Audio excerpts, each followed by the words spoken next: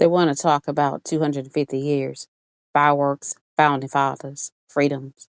But let me tell you about my 250 years. I didn't write this, but I'm sure going to read it. Let me tell you about the PD, about Cheraw, about Marlborough County, about the great PD River that carried this region's wealth off the backs of people who never saw a dime of it. We were here.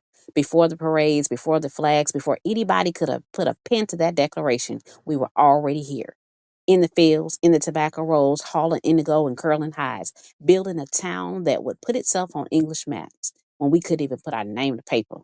We were here. When the revolution came, when both armies came through Cheraw, both sides fighting over liberty, and nobody was fighting for us. They used the church as a hospital. They used us as property, and still we endured. We were here.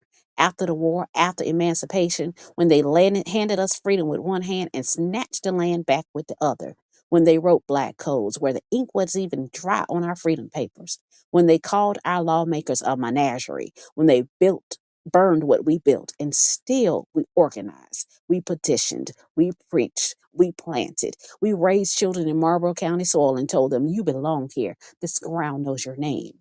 We were here, and in a little old house on a Churro side street, out of segregation and Jim Crow, being the only black face allowed in a room when he was entertaining, a boy picked up a horn. John Burks Gillespie, yeah, Dizzy.